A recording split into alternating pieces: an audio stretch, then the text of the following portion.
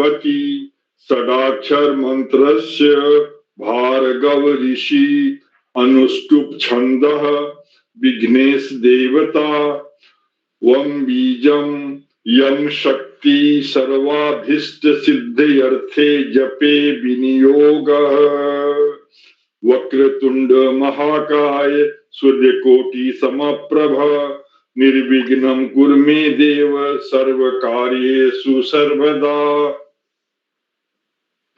अब गुरु वंदना, ये गुरु वंदना है बहुत लंबा चौड़ा, लेकिन मैं कुछ सिलेक्टेड ही श्लोक को पाठ करता हूं। स्वामी जी, गुरुर्ब्रह्मा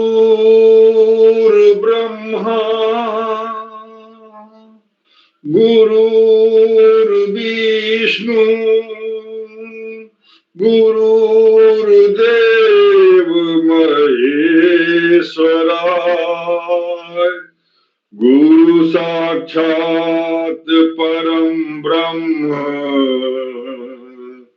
तस्मै श्री गुरुवे नमः। अखंड मंडलाकारं व्याप्तं येन चराचरं तत्पदं दर्शितं येन तस्मै श्री गुरुवे नमः। अज्ञानतिमिरान्धस्य ज्ञानाञ्जनशलाकया चक्षुरुन्मीलितं येन तस्मै श्री गुरुवे नमः। हनुमान जी की वंदना। मनोजवं मारुततुल्यवेगं जितेन्द्रियं बुद्धिमतां वरिष्ठं वातात्मजं वानरयुक्तमुख्यं श्रीरामदूतं शरणं प्रपद्ये। दुर्गा स्तुति। ओम जयंती मंगला काली भद्रकाली कपालिनी दुर्गा क्षमा शिवा धात्री स्वाहा स्वधा नमोस्तुते। अब शिव जी की आरती। आदि गुरु सर्वगुरु।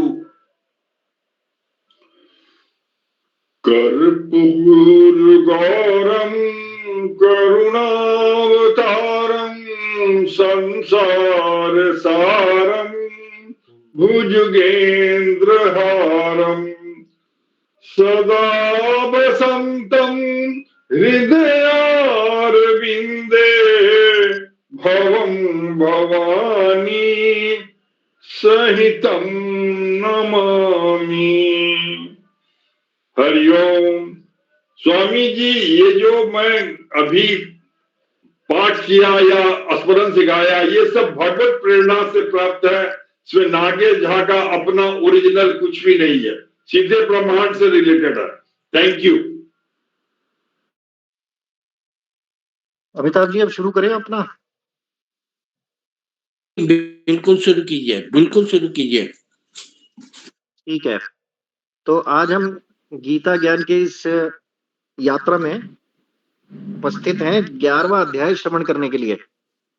सभी शुद्धि श्रोताओं और सभी कृष्ण भक्तों को मेरा जय श्री कृष्णा और जय श्री कल्की।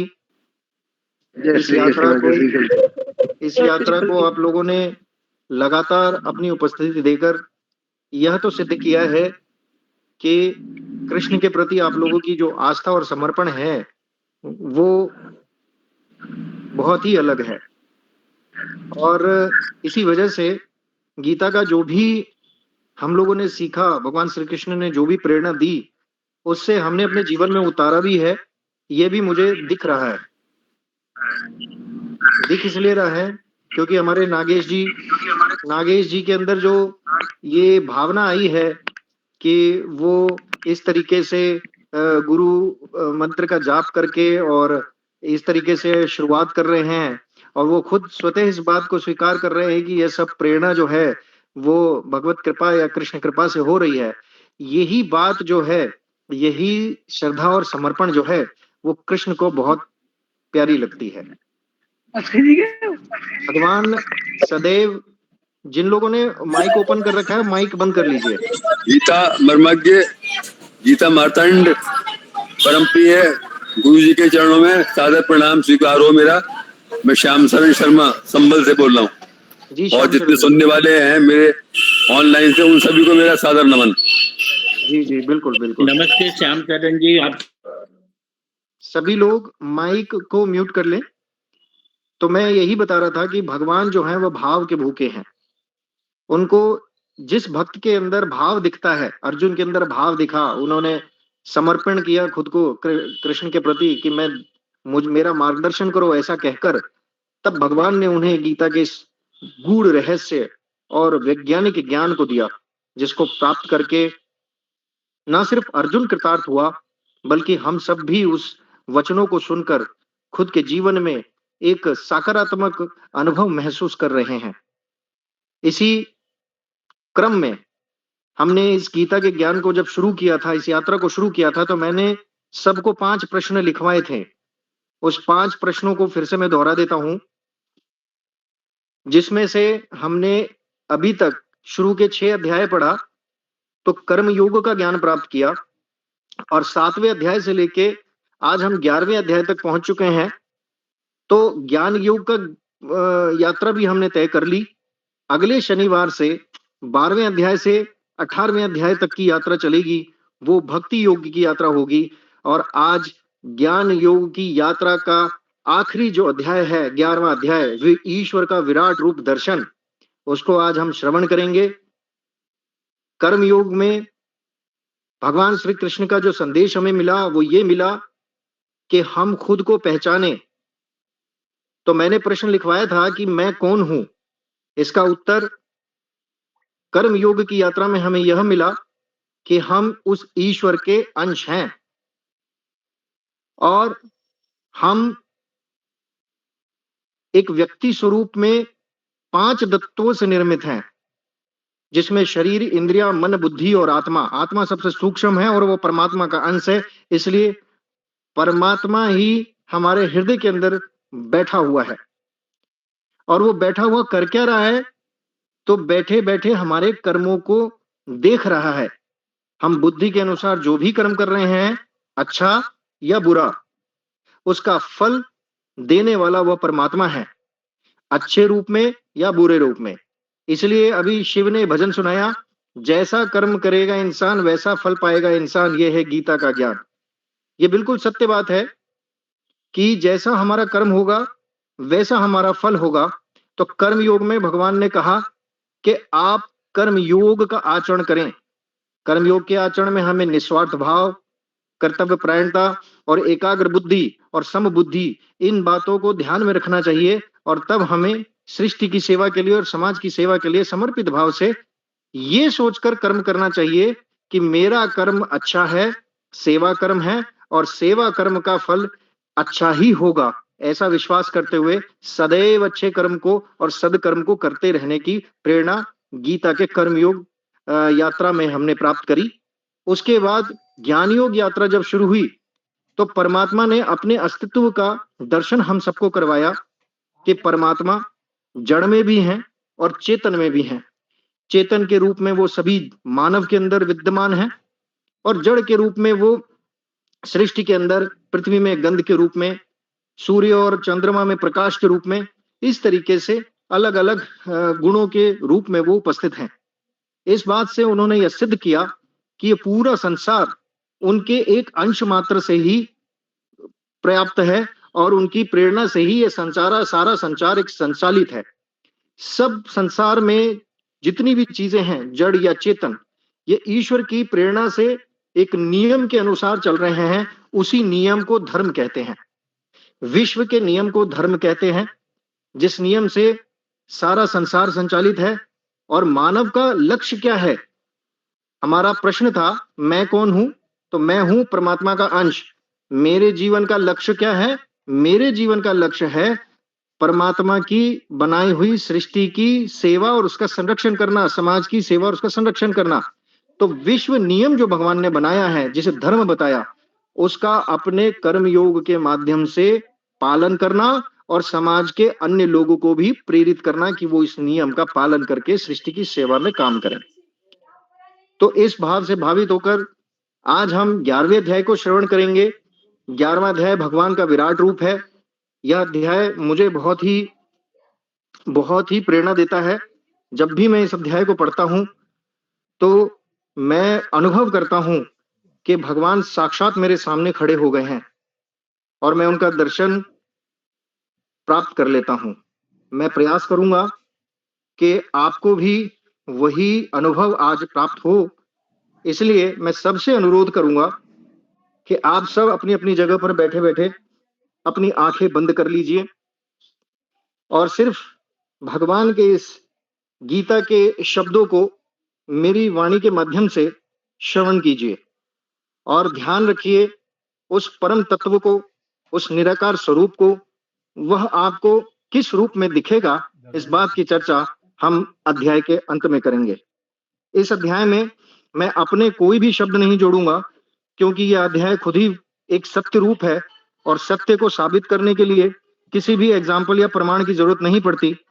इसलिए मैं यथास्वरूप इस पूरे पाठ का अध्ययन करूंगा और आप सबको यह सुनाऊंगा। तो शुरू करते हैं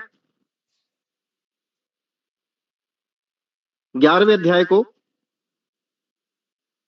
आप सब अपनी आंखें बंद कर लीजिए और एक बार अपने कृष्ण को याद कर लीजिए। ओम कृष्णाय वासुदेवाय हरिये परमात्मने प्रणतकलेश नाशाय गोविंदाय नमो नमः। अथ एकादशो अध्याय।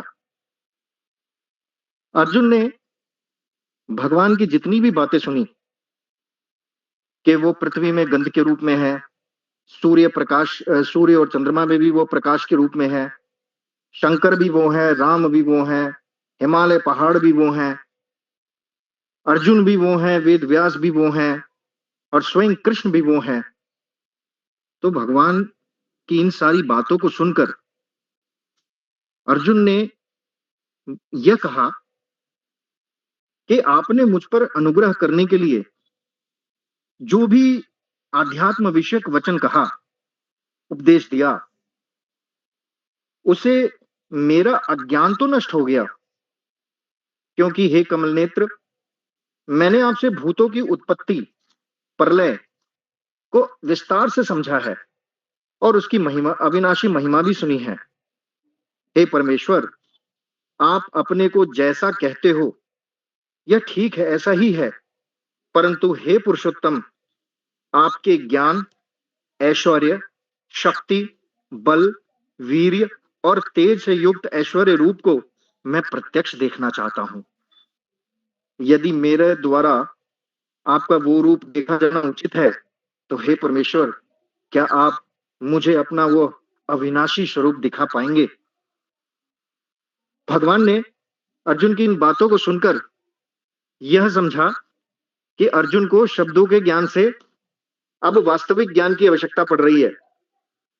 अब उसे प्रैक्टिकली देखना था कि क्या वास्तविक में भगवान कण कण में बसे हुए हैं, तो उनका विराट रूप दर्शन हो सकता है क्या? इस अनुग्रह को सुनकर भगवान श्री कृष्ण ने कहा कि हे पार्थ, अब तू मेरे सैकड़ों हजारों नाना प्रकार के, नाना वर्ण तथा नाना आकृतिक वाले अलौकिक रूप को देख। हे अर्जुन, तुम मुझ में अदितियों को, अर्थात अदिति के 12 पुत्रों को, 8 वसुओं को, 11 रुद्रों को, दोनों अश्वनी कुमारों को, 49 मारुत गणों को देख। और भी जो तू कुछ नहीं देखा है वह सब मेरे इस आश्चर्यमय रूप में देख। मेरे इस शरीर में एक जगह स्थित चराचर सहित संपूर्ण जगत को देख। जो कुछ तू देखना चाहता है वह देख, परंतु मुझको तू अपने इन प्राकृतिक नेत्रों द्वारा देखने में समर्थ नहीं होगा। इसलिए मैं तुझे दिव्य चक्षु देता हूं, उससे तू मेरी ईश्वरी योग शक्ति को देख। ईश्वर के तत्व का दर्शन और विराट रूप का दर्शन करने के लिए हम अपने प्राकृतिक नेत्रों से कभी सक्षम नहीं हो पाएंगे। इसलिए भगवान ने अर्जुन को भी और हम सब को भी एक दिव्य चक्षु प्रदान किया। दिव्य चक्षु क्या है? वह आध्यात्मिक ज्ञान। व्यक्ति को ईश्वर का विराट रूप प्रत्यक्ष सामने नहीं दिखेगा, उसका दर्शन व्यक्ति को हृदय के अंदर होगा। जिसको देखने के लिए वो सूक्ष्मदर्शी की आवश्यकता होगी। तो इसलिए भगवान की कृपा से मैं ये आशा करता हूं कि आप सबको भी वो चक्षु मिले हैं, इसलिए आपने अपनी अपनी आंखें बंद कर रखी हैं। तो भगवान ने अर्जुन को दिव्य चक्षु दिया और आगे संजय यह देख रहा था। संजय ने धृतराष्ट्र से भी यह बात बोली कि हे राजन, महायोगेश्वर और सब पापों का नाश करने वाले भगवान ने इस प्रकार कहकर उसके पश्चात अर्जुन को परम ऐश्वर्य रूप दिव्य स्वरूप दिखलाया। धृतराष्ट्र के साथ बैठा हुआ संजय भी कृतार्थ हो रहा है प्रभु के इस विराट रूप के दर्शन को करके। प्रभु के विराट रूप दर्शन में क्या क्या थे, आगे के श्लोक में है। संजय कहता है कि अनेक मुख नेत्रों से युक्त, अनेक अद्भुत दर्शन वाले, बहुत से दिव्य भूषणों से युक्त, बहुत से दिव्य शस्त्रों को हाथ में उठाए हुए, दिव्य माला और वस्त्रों को धारण किए हुए, दिव्य गंध का सारे शरीर में लेप किए हुए, सब प्रकार के आश्चर्य से युक्त, सीमा रहित और सब ओर से मुख के हुए विराट रूप परम देव परमेश्वर को अर्जुन ने देखा। आकाश में हजार सूर्य के एक साथ उदय होने से भी उत्पन्न जो प्रकाश हो, वह भी उस विश्व रूप परमात्मा के प्रकाश के आगे कुछ भी नहीं था। ये 11वें अध्याय का जो 12वां श्लोक है, ये बहुत ही इंपॉर्टेंट श्लोक है, क्योंकि जिसने एटम बम बनाया था उस साइंटिस्ट ने इसी श्लोक को कोट किया था और उसने अपने इंटरव्यू में यही बोला कि मुझे एटम बम बनाने की प्रेरणा इस श्लोक से मिली। आकाश में हजार सूर्यों को एक साथ उदय होने पर भी जो प्रकाश हो, वो परमात्मा के प्रकाश के आगे कुछ भी नहीं था। तो उसने इसी थ्योरी को समराइज करते हुए कई सारी हाई इंटेंसिटी की लाइट्स को इकट्ठा करके तब उसने एटम बम का निर्माण किया था, जिसका सूर्य के प्रकाश के बराबर उसकी इंटेंसिटी थी। तो इस प्रकार से आगे भगवान ने कहा कि पांडुपुत्र अर्जुन ने उस समय अनेक प्रकार से विभक्त अर्थात पृथक पृथक संपूर्ण जगत को देवों के देव श्री कृष्ण भगवान के उस शरीर में एक जगह स्थित देखा। जब अर्जुन ने सारी जगत को कृष्ण भगवान के शरीर में स्थित देखा, उसके बाद वे आश्चर्य से चकित हुआ और उस प्रकाश में विश्वरूप परमात्मा को श्रद्धा और भक्ति पूर्वक सिर से प्रणाम करके हाथ जोड़कर बोला। अर्जुन बोला कि हे देव, मैं आपके शरीर में संपूर्ण देवों को, अनेक भूत समुदायों को, कमल के आसन पर विराजमान ब्रह्मा को, महादेव को और संपूर्ण ऋषियों को तथा दिव्य सर्पों को देख रहा हूं। हे संपूर्ण विश्व के स्वामी, आपके अनेक भुजा, पेट, मुख, नेत्रों से युक्त सब ओर से अनंत रूपों वाला देखता हूं। हे विश्वरूप, मैं आपके अंत को नहीं देखता हूं, मध्य को भी नहीं देखता हूं, आदि को भी नहीं देखता हूं। आपको मैं मुकुट युक्त, गदा युक्त और चक्र युक्त, सब ओर से प्रकाशमान तेज के पुंज प्रज्वलित अग्नि और सूर्य के सादृश ज्योति युक्त, कठिनता से देखे जाने योग्य सब ओर से अप्रेम स्वरूप देखता हूं। आप ही जानने योग्य परम अक्षर अर्थात परम ब्रह्म परमात्मा है। आप ही इस जगत के परम आश्रय हैं। आप ही अनादि धर्म के रक्षक हैं। आप ही अविनाशी सनातन पुरुष हैं, ऐसा मैं मानता हूं। आपको आदि अंत और मध्य से रहित, अनंत सामर्थ्य से युक्त, अनंत भुजा वाले, चंद्र सूर्य रूप नेत्रों वाले, प्रज्वलित अग्नि रूप मुख वाले और अपने तेज से इस जगत को संतृप्त करते हुए देखता हूं। यह स्वर्ग और पृथ्वी के बीच का संपूर्ण आकाश, सब दिशाएं एक आपसे ही परिपूर्ण है। आपके इस अलौकिक और भयंकर रूप को देखकर तीनों लोग अति व्यथा को प्राप्त हो रहे हैं।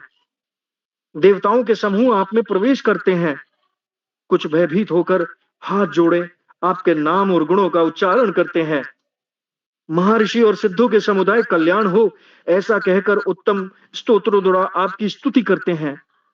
जो 11 रुद्र, 12 आदित्य, 8 वासु, साधिगण, विश्वदेव, अश्विनी कुमार, मरुदगण, पितरों के समुदाय, गंधर्व, यक्ष, राक्षस, सिद्धों के समुदाय हैं, वे सब भी विस्मित होकर आपको ही देखते हैं। हे महाबाहो, आपके बहुत से मुख और नेत्रों वाले, बहुत से हाथ, जंघा और पैरों वाले, बहुत से उदारों वाले और बहुत सी दाढ़ों के कारण अत्यंत विकराल महान स्वरूप को देखकर सब लोग व्याकुल हो रहे हैं। मैं भी व्याकुल हो रहा हूं, क्योंकि हे विष्णु, आकाश को स्पर्श करने वाले दैदीप्यमान अनेक वर्णों से युक्त तथा फैलाए हुए मुख और प्रकाशमान विशाल नेत्रों से युक्त आपको देखकर भयभीत अंतःकरण वाला मैं धीरज नहीं पाता और शांति भी नहीं पाता। दाढ़ों के कारण विकराल और प्रलय काल की अग्नि के समान प्रज्वलित आपके मुखों को देखकर मैं दिशाओं को नहीं जानता हूं, मैं सुख भी नहीं पाता हूं। इसलिए हे देवेश, हे जगन्निवास, आप प्रसन्न हो। वे सभी धृतराष्ट्र के पुत्र राजाओं के समुदाय सहित आपके मुख में प्रवेश कर रहे हैं। भीष्म पितामह, द्रोणाचार्य, वह कर्ण और हमारे पक्ष के भी प्रधान योद्धाओं के सहित सब के सब आपके दाढ़ों के कारण विकराल भयानक मुखों में बड़े वेग से दौड़ते हुए प्रवेश कर रहे हैं, और कई एक चूर्ण हुए सिरों सहित आपके दांतों के बीच में लगे हुए दिख रहे हैं। जैसे नदियों के बहुत से जल के प्रवाह स्वाभाविक ही समुद्र में जाकर मिलते हैं, वैसे ही ये नरलोक के वीर आपके मुख में जाकर मिल रहे हैं। जैसे पतंग मोहवश नष्ट होने के लिए प्रज्वलित अग्नि में अतिवेग से दौड़ते हुए प्रवेश करते हैं, वैसे ही ये सब लोग अपने नाश के लिए आपके मुखों में अतिवेग से दौड़ते हुए प्रवेश कर रहे हैं। आप उन संपूर्ण लोगों को प्रज्वलित मुखों द्वारा ग्रास करते हुए सब ओर से बार बार चाट रहे हैं। हे विष्णु, आपका उग्र प्रकाश संपूर्ण जगत को तेज के द्वारा परिपूर्ण करके तपा रहा है। मुझको बतलाइए कि आप उग्र रूप वाले कौन हैं? हे देवों में श्रेष्ठ, आपको नमस्कार हो, आप प्रसन्न होइए। आदि पुरुष, मैं आपके विशेष रूप को जानना चाहता हूं, क्योंकि मैं आपकी प्रवृत्ति को नहीं समझता, नहीं जानता। अर्जुन की इस बात को सुनकर श्री कृष्ण भगवान ने अपने अस्तित्व के बारे में फिर शब्दों में बताया। भगवान ने कहा कि मैं लोकों का नाश करने वाला बढ़ा हुआ महाकाल हूं। इस समय इन लोकों को नष्ट करने के लिए प्रवृत्त हुआ हूं। इसलिए जो प्रतिपक्षियों की सेना में स्थित योद्धा लोग हैं, वे सब तेरे बिना भी नहीं रहेंगे, अर्थात तेरे युद्ध न करने पर भी इन सबका नाश होने वाला है। अतएव तो उठ, यश प्राप्त कर और शत्रु को जीत कर धन धान्य से संपन्न राज्य को भोग। यह सब सूरवीर पहले से ही मेरे द्वारा मारे हुए हैं। हे साव्यसाचीन अर्जुन, तू तो सिर्फ निमित्त बन जा। द्रोणाचार्य और पितामह भीष्म, जयद्रथ और कर्ण तथा बहुत से मेरे द्वारा मारे हुए शूरवीर योद्धाओं को तू मार, भय मत कर। निसंदेह तू युद्ध में वैरियों को जीतेगा, इसलिए युद्ध कर। भगवान का यह स्पष्ट संदेश हम सबके लिए है। हम कई बार कर्म करने से पहले विचार करते हैं कि सफलता मिलेगी या नहीं मिलेगी। इस बात को छोड़कर भगवान ने सिर्फ यही कहा है कि आप युद्ध रूपी उस कर्म को करो, सफलता निश्चित ही मिलेगी।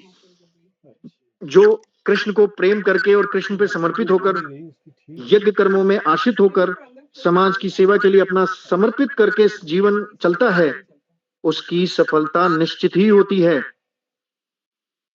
संजय बोले कि केशव भगवान के इस वचन को सुनकर मुकुटधारी अर्जुन ने हाथ जोड़कर कांपता हुआ नमस्कार करके फिर भयभीत होकर प्रणाम करके भगवान श्री कृष्ण के प्रति गदगद वाणी से बोले। अर्जुन ने कहा कि हे अंतर्यामी, यह योग्य है कि आपके नाम और गुण के प्रभाव के कीर्तन से जगत हर्षित हो रहा है, अनुराग को प्राप्त कर रहा है। भयभीत राक्षस लोग दिशाओं में भाग रहे हैं, सब सिद्ध गणों के समुदाय नमस्कार कर रहे हैं। हे महात्मन, ब्रह्मा के भी आदिकर्ता और सबसे बड़े, वे आपके लिए नमस्कार कैसे न करें? क्योंकि हे अनंत, हे देवेश, हे जगन्निवास, जो सत्य और असत और उनसे भी परे अक्षर अर्थात सच्चिदानंदन ब्रह्म है, वो आप ही तो हैं। आप आदिदेव हैं, आप सनातन पुरुष हैं, आप इस जगत के परम आश्रय हैं, जानने वाले जानने योग्य परम धाम है।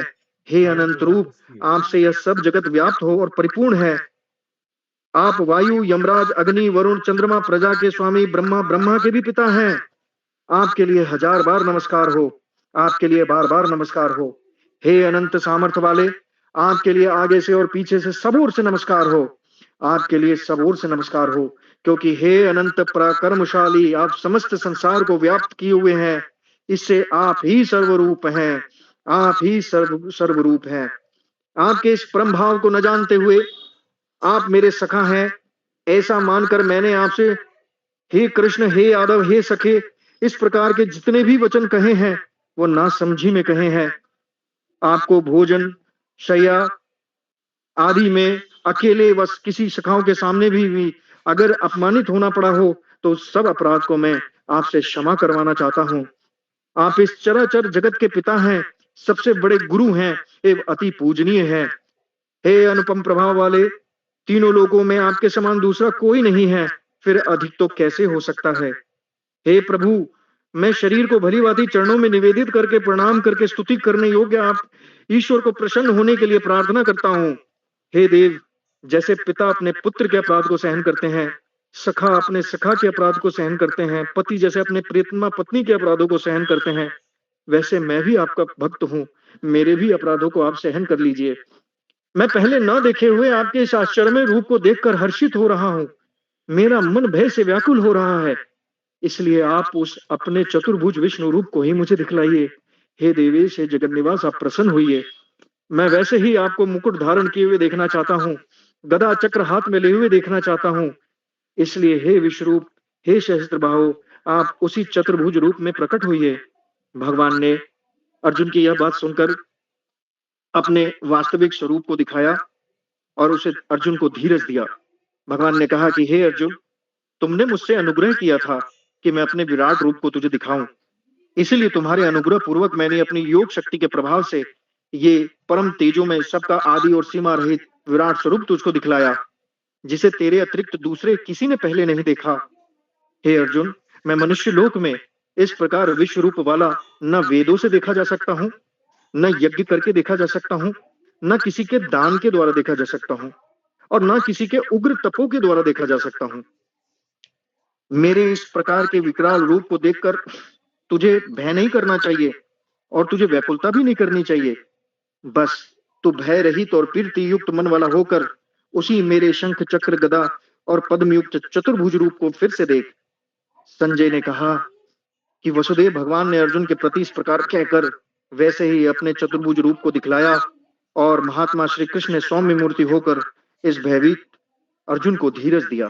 अर्जुन ने कहा कि हे जनार्दन, आपके इस अति शांत मनुष्य रूप को देखकर मैं स्थिरचित हो गया हूँ, अपनी स्वाभाविक स्थिति को प्राप्त कर गया हूँ। भगवान कृष्ण कहते हैं कि हे अर्जुन, जो चतुर्भुज रूप तुमने देखा है ना, यह सुदूरदर्श है। इसके दर्शन के लिए भी देवता आकांक्षा करते हैं। लेकिन जिस प्रकार तुमने मुझे देखा है, इस प्रकार चतुर्भुज रूप वाला न मैं वेदों के ज्ञान द्वारा, न तपो द्वारा, न दान द्वारा, न किसी के यज्ञ द्वारा देखा जा सकता हूं। पर मुझे देख कौन सकता है? हे अर्जुन, अनन्य भक्ति के द्वारा इस प्रकार चतुर्भुज रूप वाला मैं प्रत्यक्ष देखने के लिए, तत्व से जानने के लिए, प्रवेश करने के लिए, अर्थात एक ही भाव से प्राप्त होने के लिए मजबूर हो जाता हूँ। इसलिए अनन्य भक्ति से ही मेरे इस प्रकार के विकराल रूप के दर्शन भक्त कर सकता है, बाकी किसी भी प्रकार की क्रिया के द्वारा मेरे दर्शन नहीं कर सकता। इस प्रकार की बात कहकर भगवान श्री कृष्ण अर्जुन को आगे कहते हैं कि हे अर्जुन, जो पुरुष केवल मेरे लिए ही संपूर्ण कर्तव्य को कर्मों को करने वाला है, मेरे परायण है, मेरा कहना मानता है, मेरे कहे अनुसार जीवन में कार्य करता है, आसक्ति रहित होता है, संपूर्ण भूत प्राणियों में समभाव रखता है, किसी की बुराई नहीं करता, किसी की निंदा नहीं करता, वह भक्ति युक्त, अनन्य भक्ति युक्त पुरुष मुझको ही प्राप्त होता है। हरिओम तत्सत, हरिओम तत्सत, हरिओम तत्सत। ओम तत्सदिति श्रीमद् भगवद गीता सूपनिषत्सु ब्रह्म विद्यायां योग शास्त्रे श्री कृष्ण अर्जुन संवादे विश्व रूप दर्शन योगः नाम 11 अध्यायः संपूर्णम्। भगवद गीता की जय।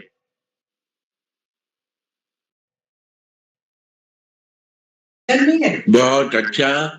और आज आपने मंत्रमुग्ध कर दिया, भगवान के अद्भुत स्वरूप का बखान कर दिया आपने। और जो गीता में लिखा है, हमने 11वां अध्याय पढ़ा भी, इस बार मैं खुद पढ़ा उसको और आपके मुंह से सुन के पूरा गीता का मतलब दर्शन होने लगा, भगवान का दर्शन हम लोगों ने आपकी आवाज में सुना और बहुत अच्छा लगा। तो अब हमारे जितने विद्वान लोग हैं, करीब 30-40 आदमी हैं, तो उनको जो कुछ पूछना है प्रश्न पूछ ले। ये जरूरी है कि ईश्वर को अपना स्वरूप दिखाना पड़े, क्योंकि ईश्वर के स्वरूप देखने के बाद अर्जुन भयभीत हो गया और वो समझ भी गए कि अब वास्तव में अब दुनिया का विकास होने वाला है। और फिर उनसे अनुरोध किया कि आप अपने वास्तविक साधारण रूप में आ जाएं। और मन में तो एक विश्वास हो गया ना कि मेरे साथ ईश्वर हैं, तो हमें डरने की क्या बात है। तो हमें जब ईश्वर को हम अपने साथ रख लेते हैं तो हमें किसी बात का डर नहीं लगता। हमारे बीच में गोस्वामी जी आ गए हैं और हम गोस्वामी जी से भी वो कुछ इसके अलावा यदि कुछ बोलना चाहें तो बोलें। अखौरी प्रसाद साहब भी आए हैं, उन्होंने कहा था मैं ज्यादा बोलूंगा नहीं, तो भगवान की कृपा है कि वो आ गए, तो जितना भी बोलना चाहें वो 2-4 लाइन भी बोल सकते हैं, उनको आजादी है। तो और गोस्वामी जी आपको कुछ बोलना हो तो बोले। रामकृष्ण गोस्वामी जी अवतार जी, जय श्री कृष्णा। हाँ, जय श्री कृष्णा। आवाज आ रही है? हाँ, बिल्कुल आ रही है, बिल्कुल आ रही है। वंदना राव जी, वंदना Rao, perhaps you are from Mysore, Joint Director, you have not introduced yourself, लेकिन please introduce yourself, we want to know you. Vandana Rao, Vandana Rao, okay. तो हम गोस्वामी जी को सुनेंगे, आर के गोस्वामी साहब। सभी को जय श्री कृष्णा। आज इसे भगवत गीता ज्ञान विज्ञान यज्ञ के माध्यम से गीता के 11वें अध्याय का श्रवण अभी आपने किया है। इसका नाम है विश्वरूप दर्शन, विश्वरूप योग। विश्वरूप का मतलब है परमात्मा का वो स्वरूप जो पूरे ब्रह्मांड को धारण किए हुए, वो किसी एक मूर्ति, मंदिर, धर्म केंद्र, तीर्थ, वर्ग, क्षेत्र या किसी जाति, रंग, लिंग तक सीमित नहीं है, देश विशेष तक सीमित नहीं है। संपूर्ण विश्व ही परमात्मा का स्वरूप है। ये दिव्य दृष्टि भगवान ने अर्जुन को विशेष कृपा करके दी थी। और जैसा कि आपने देखा होगा, उस दिव्य दृष्टि की प्राप्ति के बाद अर्जुन क्या देखता है कि जो एकादश रुद्रों में शंकर सबसे बड़ी विभूति माने गए हैं, वो भगवान कृष्ण ही हैं। संपूर्ण धनुर्धारियों में विश्व में श्री राम से बढ़कर कोई धनुर्धारी नहीं है। तो उसमें भी 31वें श्लोक में भगवान श्री कृष्ण कहते हैं, मैं धनुर्धारियों में श्री राम हूं, एकादश रुद्रों में शंकर हूं। और अर्जुन का आह्वान भगवान श्री कृष्ण कर रहे हैं विराट रूप का दर्शन कराने के बाद। इसको एक बहुत बड़े संत हुए हैं, उन्होंने इसको अपनी भाषा में श्लोक 32 से 34, 11वें अध्याय के श्लोक 32 से 34, इसमें कहा है, मैं काल हूं सब लोक नाशक, मैं काल हूं सब लोक नाशक, उग्र अपने को किए, आया यहां संसार का संहार करने के लिए, अर्थात उद्धार करने के लिए। तू हो न हो तो भी धनंजय, अर्थात अर्जुन अर्थात भक्त, तू हो न हो तो भी धनंजय, देख तेरे बिन लड़े ये नष्ट होंगे वीरवर योद्धा बड़े जो जो खड़े। अतएव उठ, अतएव उठ, रिपु दल विजय कर, प्राप्त कर सम्मान को, फिर भोग इस धन धान्य से परिपूर्ण राज्य महान को। भगवान ने यह कहा है कि मैं महाकाल हूं और इस समय से आसुरी शक्तियों के विनाश के लिए प्रकट हुआ हूं। तू मेरा परम भक्त है, प्रिय है, परम मित्र है, इसलिए मैं तेरे को केवल निमित्त मात्र बना रहा हूं, निमित्त मात्रम भव्य सव्यसाचन। इसलिए जो इसे कौरवों की सेना में बड़े बड़े सेनापति जो अजय माने जाते हैं, पितामह भीष्म, गुरु द्रोणाचार्य, कर्ण, ये सब तेरे बिना भी नहीं रहेंगे। अर्थात तू अगर युद्ध नहीं करना चाहेगा तो तू समझ कि इसके बाद भी इनकी मृत्यु हो जाएगी, क्योंकि महाकाल अपना मुख खोल चुका है। तो तू केवल निमित्त मात्र बनेगा, और ये समझ कि ये तो पहले ही मर चुके, इसलिए चिंता मत कर। ये कृष्ण का जो आह्वान है, आज उत्तर प्रदेश दिवस भी है 24 जनवरी। तो उत्तर प्रदेश के शासन, प्रशासन, शिक्षक, वकील, चिकित्सक, पत्रकार और प्रशासनिक और न्यायिक अधिकारियों की उत्तर प्रदेश दिवस पर बधाई हो। इसी के साथ एक विषय मेरे दिमाग में आ रहा है जो बहुत अनिवार्य है, महत्वपूर्ण है, गंभीर है और बड़ा सूक्ष्म है, उसको हम समझ नहीं पा रहे। वो विषय है कि इस समय माघ मेला प्रयागराज में चल रहा है और जगत गुरु शंकराचार्य जी और उत्तर प्रदेश से प्रशासन और शासन के बीच में एक तरह से भिड़ंत हो गई है। युद्ध, धर्म युद्ध शुरू हो गया। दोनों पक्ष में लोग खड़े हो रहे।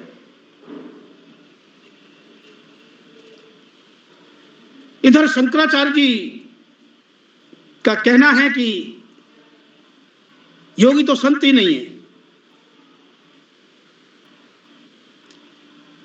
लेकिन योगी आदित्यनाथ ने हरियाणा के अंदर एक कार्यक्रम में बिना नाम लिए कहा कि कुछ काल नेमी, कुछ रावण स्वरूप और स्थान के आधार पर धर्म को नष्ट करना चाहते हैं, व्यवस्था को बिगाड़ना चाहते हैं। तो काल नेमी भी मारीच का पुत्र था। रावण ने उसको राम काज की बाधा के लिए भेजा था और हनुमान जी जैसा बुद्धिमान, ज्ञानी, संत, देवता भी उसके मोह में फंस गए थे।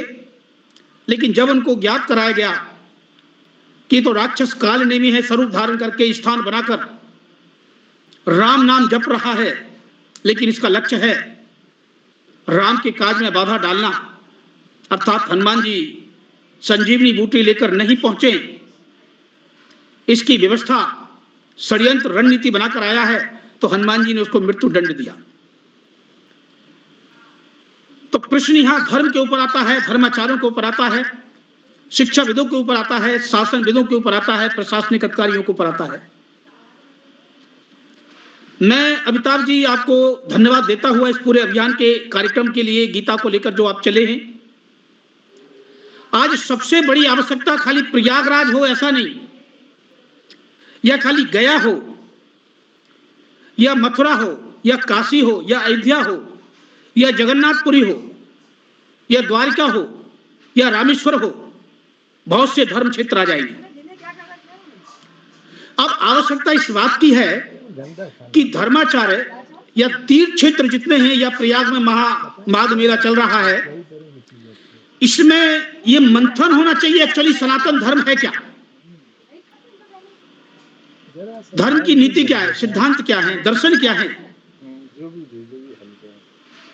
उसका विधान क्या है, उसकी विधि क्या है और उसका पालन किस प्रकार से हो, इस पर संवाद मंथन होना चाहिए था, जिससे धर्म प्रेमियों का कल्याण हो सके, राष्ट्र का कल्याण हो सके, समाज का कल्याण हो सके। लेकिन मौनी अमावस्या से ही प्रयागराज जैसे तीर्थ क्षेत्र में जिस प्रकार से धर्म के नाम पर कटुता, द्वेष, आरोप प्रत्यारोप, इससे निश्चित रूप से धर्म को, समाज को, प्रदेश को और देश को बहुत बड़ी हानि होगी। हम समझ नहीं पा रहे हैं। और भगवत गीता ने तो धर्म को सीधा बिना साच्य दुष्कृताम परित्राणा साधु नाम के साथ जोड़ा है और धर्म की सीधी सी परिभाषा बताई है। धर्म का मतलब न्याय व्यवस्था, सुरक्षा व्यवस्था। लेकिन जब न्याय और सुरक्षा व्यवस्था गड़बड़ाती है और हम उस सुरक्षा व्यवस्था को तोड़ते हैं धर्म के नाम पर, तो ये धर्म नहीं हो सकता, ये संत का काम नहीं हो सकता, ये ब्राह्मण का काम नहीं हो सकता, ये साधु का काम नहीं हो सकता। बहुत गंभीर विषय है। आज इस मंच के माध्यम से जो सुरक्षा अधिकारियों ने, प्रशासनिक अधिकारियों ने, पुलिस अधिकारियों ने, जिनके ऊपर व्यवस्था को बनाए रखने का उत्तरदायित्व था, संविधान ने दिया था, तो संविधान का भी एक धर्म है राष्ट्र की सुरक्षा, राष्ट्र का सम्मान, राष्ट्र की शांति, राष्ट्र का विकास। और मैं स्पष्ट रूप से दो टूक भाषा में भगवत गीता और कृष्ण के अनुसार उस धर्म की व्यवस्था में योगी आदित्यनाथ का खुलकर समर्थन करता हूं। जो भी सुरक्षा, शांति, उस व्यवस्था को जो शासन ने किए, करोड़ों लोग जिसका लाभ उठा रहे हैं, उसमें कोई व्यवधान डालता है, विरोध करता है, अराजकता फैलाता है, आतंकवाद फैलाता है और जो व्यवस्था को संभाले हुए उनको आरोप प्रत्यारोपित करता है, वो धर्म नहीं हो सकता। उसमें समाज का, राष्ट्र का कल्याण नहीं हो सकता, उसमें मानवता का कल्याण नहीं हो सकता। तो आज उत्तर प्रदेश दिवस पर 24 जनवरी को इस मंच के माध्यम से भगवत गीता ज्ञान विज्ञान का जो ये कार्यक्रम चल रहा है, जिसमें पूरे देश और विश्व के बहुत विद्वान लोग जुड़े हुए हैं। अगर हम देखें संविधान की जो प्रस्तावना है, संवैधानिक नागरिक जो कर्तव्य हैं 51A के अंदर, 42वें संविधान संशोधन के अंदर, यह संयुक्त राष्ट्र संघ ने 1948 में मानव अधिकारों की जो घोषणा की थी, उनके 30 आर्टिकल्स को देखें और उन तीनों के साथ भगवत गीता को अगर केंद्रित करें तो धर्म की रक्षा, अधर्म की रोकथाम, श्रेष्ठ नेतृत्व की आवश्यकता है हर प्रदेश के लिए। और यही ये उत्तर प्रदेश के अंदर हम लोगों ने 22 में और गुजरात में 22 में किया था और 2012 से हम लोकतांत्रिक व्यवस्था को मजबूत करने के लिए लोक चेतना विकास अभियान भी चला रहे हैं 2012 से। और पिछला जो बिहार का विधानसभा का चुनाव गया था और जो लोकसभा का चुनाव हुआ था, उसमें भी हम लोगों ने लगातार इस अभियान को चलाया था कि जब राष्ट्र सुरक्षित नहीं रहेगा, राष्ट्र में व्यवस्था ही नहीं रहेगी, संविधान की व्यवस्था ही नहीं रहेगी, तो कौन सा धर्म बचेगा भैया? किस नागरिक की आजादी, शांति, विकास, सम्मान, सद्भावना की रक्षा हो पाएगी? बहुत गंभीर विषय है, सूक्ष्म विषय है, व्यापक है, राष्ट्रीय है, मानवीय है। तो इस मंच से मैं स्पष्ट रूप से सभी का आह्वान करता हूं, ये खाली उत्तर प्रदेश का या योगी या शंकराचार्य का विषय नहीं है, ये राष्ट्रीय वैश्विक विषय है कि श्रेष्ठ व्यक्तित्व जब तक राजनीति के नेतृत्व में नहीं आएंगे, उसकी व्यवस्था में नहीं आएंगे, उनको सपोर्ट नहीं मिलेगा, खुल के चर्चा नहीं होगी, राष्ट्र और विश्व का कल्याण संभव नहीं है। इतिहास इसका साक्षी है। अगर इस संबंध में किसी के प्रश्न हो भगवत गीता के विराट रूप दर्शन के माध्यम से, क्योंकि भगवत गीता का जो 9वां अध्याय चला था वो राजविद्या राजगुह्य योग था, बहुत गुह्य है ये विषय। और राजयोग का मतलब है राज विद्या से जुड़ा हुआ, राज कार्य से जुड़ा हुआ, राजधर्म से जुड़ा हुआ कि राजधर्म क्या है। एक धर्माचार्य का अपना धर्म हो सकता है, एक व्यक्ति का अपना व्यावसायिक धर्म हो सकता है, लेकिन राज का धर्म क्या है? राज का धर्म सारे प्रदेश को, सारे देश को, सारे विश्व को लेकर बनता है। विश्व नेता कौन है, राष्ट्र नेता कौन है? वो खाली एक वर्ग विशेष तक या धर्म विशेष जो हम तथाकथित मानते हैं पंथ संप्रदाय, क्या वहां तक कल्याण की सीमित उसकी दृष्टि हो सकती है क्या? अगर हो सकती है तो वो राजनीतिक नहीं है, वो न्याय नहीं कर सकता, वो राष्ट्र का कल्याण नहीं कर सकता, विश्व कल्याण नहीं कर सकता, मानव अधिकारों की रक्षा नहीं कर सकता। आज खुलकर इस पर चर्चा करने की आवश्यकता है और मैं इसके लिए शंकराचार्य जी को धन्यवाद भी दूंगा कि उन्होंने इस विषय को कम से कम निमित्त तो बनाया। इस बहाने से धर्म पे चर्चा तो हो रही है, नहीं धर्म पर संवाद ही खत्म हो गया है। धर्म की दुकानें खुल गई हैं, व्यवसाय खुल गए, इंडस्ट्री चालू हो गई है। उस पर मैं जाना नहीं चाहता, चर्चा करना नहीं चाहता। खाली एक ही चीज है, जो सनातन धर्म है, जो सार्वभौम धर्म है, जो मानव धर्म है, जो न्याय धर्म है, जो राष्ट्र धर्म है, जो विश्व धर्म है, जो चेतनशील व्यक्ति हैं, जो विवेकशील व्यक्ति हैं, उनका धर्म व्यक्तिगत रूप से फिर क्या है। इसी के साथ कृष्णम वंदे जगत गुरुम, भारत माता की जय। और अगर किसी के प्रश्न हो तो वो यहाँ संवाद कर सकता है और इसके लिए अमिताभ जी का बहुत बहुत धन्यवाद, बधाई कि उन्होंने ये महान धर्म चर्चा का विषय स्वप्न स्वधर्म माना है। इसी के साथ जय श्री कृष्ण। अमिताभ जी, मैं अमिताभ जी के परमिशन से रामकृष्ण स्वामी जी के जय श्री कृष्ण के बधाई देता हूं और मैं उनको आगाह करना चाहता हूं कि रामकृष्ण स्वामी जी पूरा संसार, पूरा अब्राहमिक, इस्लाम, क्रिश्चियनिटी, ये सारे हिंदू सनातन को नष्ट करने का जो बीजारोपण कर चुके थे, वो स्वतः भगवान राम की कृपा से जड़ से ही समाप्त हो रहा है। मैं केवल मौलिक बात बता रहा हूं। रामकृष्ण स्वामी जी, उसका जड़ है क्रिश्चियनिटी, क्रिश्चियनिटी का जड़ है डॉलर। डॉलर अब नीचे जा रहा है, डॉलर का पतन होगा, हमारा भारत आगे बढ़ेगा, सनातन आगे बढ़ रहा है।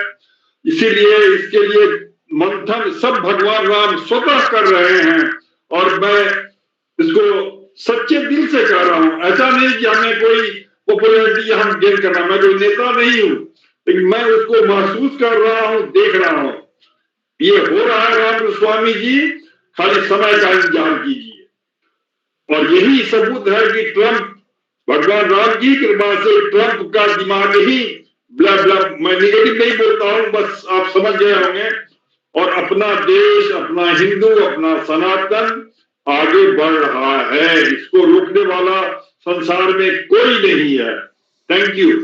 नागेश जी, अमिताभ जी, मैं गुरु जी की बातों में थोड़ा सा एक दो बात ऐड करना चाहूंगा। समाज का संकट अभी बहुत ही बड़ा गंभीर है। अभी तो गुरु जी ने एक बात प्रेजेंट किया है, वो माघ मेला का लेकर, लेकिन मैं ये भी ऑब्जर्व करता हूँ कि लोग जो ग्रंथ पढ़ रहे हैं, जो धर्म की व्याख्या करते हैं, धर्माचार्य जो हैं, वो भी समाज को सही रूप में दिशा ही नहीं दे रहे हैं। मैं अभी अपनी यात्रा करके आया हूं, तो यात्रा में मैंने कई लोगों को देखा जो वेद और शास्त्रों से जो श्लोक निकालकर जो पढ़ाते हैं, जो समझाते हैं, उसके अंदर भी कृष्ण का वो मूल मंत्र नहीं विद्यमान रहता, वो मूल उद्देश्य नहीं रहता जिसके लिए हम लोग इस गीता ज्ञान को सुन रहे हैं या गुरु जी के उद्देश्य पर काम भी कर रहे हैं।